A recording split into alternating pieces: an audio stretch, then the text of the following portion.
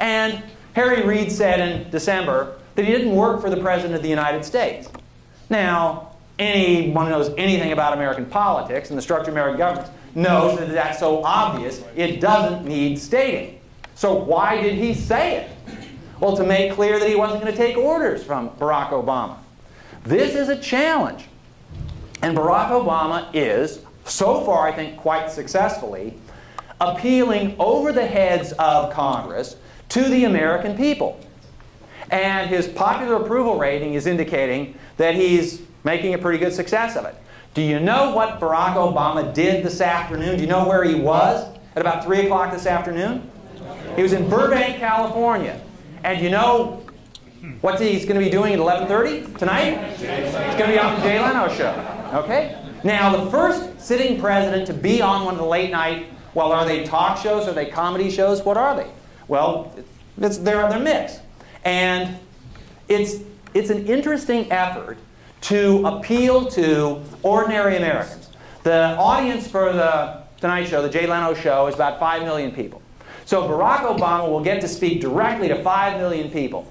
Boy, he has a hard time getting that any other way. And also, Jay Leno's not going to ask him hard questions. This isn't, I don't know, well, Leno isn't Jon Stewart. He's not Larry King, but, you know, because it's great for Leno, so it's going to be an easy audience. He's going to get to say what he wants to say. Now, it will be very interesting. We should all stay up and watch. Actually, if you want to stick around, I'll keep talking for another 3 hours. Or we can get the big screen.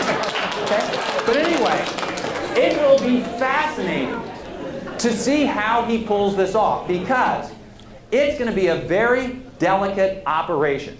The country is engaged in serious economic distress. And is Obama going to go yuck it up with Jay Leno?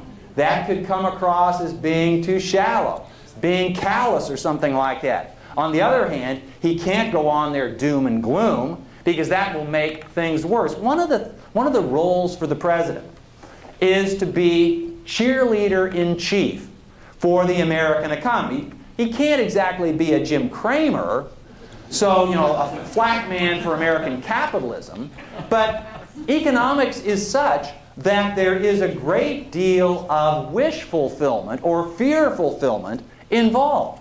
And if you believe things are going to be better, if you're confident that you're going to keep your job or get a job, then maybe you're going to go buy that car that you've been putting off buying. And if you buy that car, that's one auto worker in Detroit who's going to get to keep his job. You know, multiplied by a lot of other people who are doing the same thing. If you don't think you're going to keep your job, you're not going to buy the car, and goodbye GM. I mean, this is the nature of things. So presidents have to put the best face on things.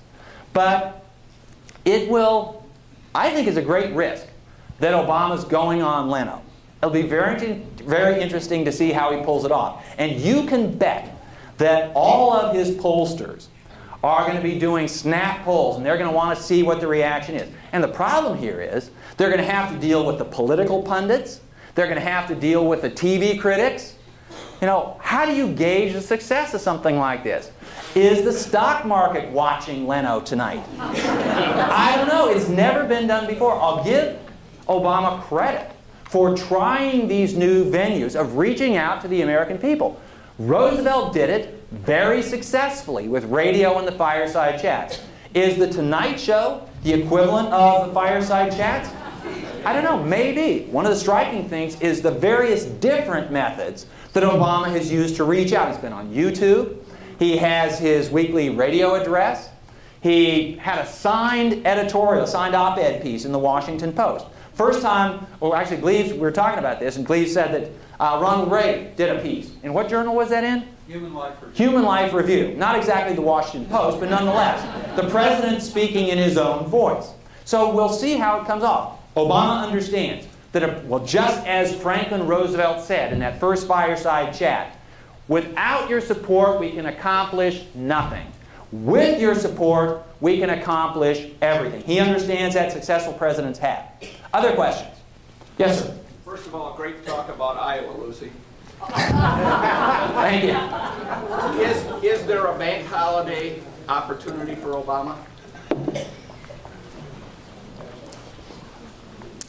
President Obama has to deal with a financial system that in some ways is easier to handle than the banking system that Roosevelt had to deal with, but in some ways far harder.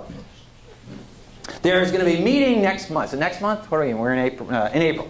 There's a meeting of the G20, I guess. They're all going to get together and discuss the world financial crisis. And the leaders of other countries are going to be looking to Barack Obama for, what are they going to be looking to him for? This is unclear. Leadership of some sort. Franklin Roosevelt had a similar opportunity in 1933. In the summer of 1933, nearly all the world's, what should we say, the G20 equivalent of its time, met in London for what was called the London Monetary and Economic Conference.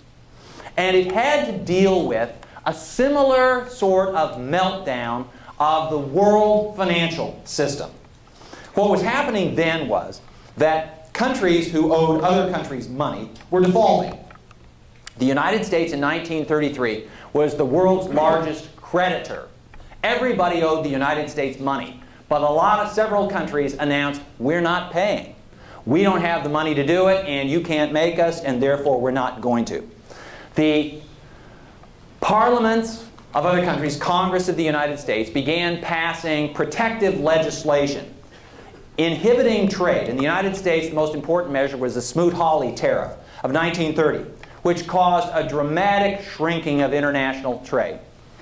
And economists at the time realized that the United States needed to reach out to other countries. The United States was, first of all, the world's largest creditor. Secondly, as the world's largest exporter. The United States had lived by exports, and now exports weren't possible. So everybody looked to Franklin Roosevelt to provide leadership. And Roosevelt said, nope, we're not playing ball. He didn't go to the conference. That was okay. Heads of states didn't go to the conference. But he sent his Secretary of State and his Secretary of the Treasury. But he gave them no authority. He said the United States will not participate in any international rescue operation. And this blew up the conference and caused hard feelings for the next 10 years around the world toward the United States. Roosevelt could have adopted an international approach to dealing with the Depression, to dealing with the financial crisis, but he did not. Now, why did he not?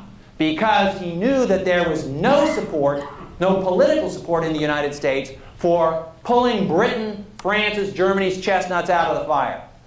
Doing good for other countries doesn't get you anywhere in American politics. Roosevelt had another idea. He wanted to devalue the U.S. dollar. The prices had been plunging, and he knew there was the only way to get prices back up was to devalue the dollar. He was going to take the U.S. off the gold standard, but he wasn't telling anybody just yet. So he knew that by signing on to an international agreement, and this was in the days of fixed exchange rates between different currencies, and the currencies were supposed to be linked to the gold standard. But gold had been kind of put by the wayside. But anyway, what everybody wanted was the U.S. to carry most of the burden of pulling the world out of the Depression. And Roosevelt said no, there wasn't the political support for it, and he had his own agenda. Now, what will Barack Obama do? I don't know. I don't know the answer to this. This is another one where you can read history either way. Because Roosevelt's refusal to go along with an international rescue operation was great politics in the United States. Roosevelt was re-elected overwhelmingly in 1936.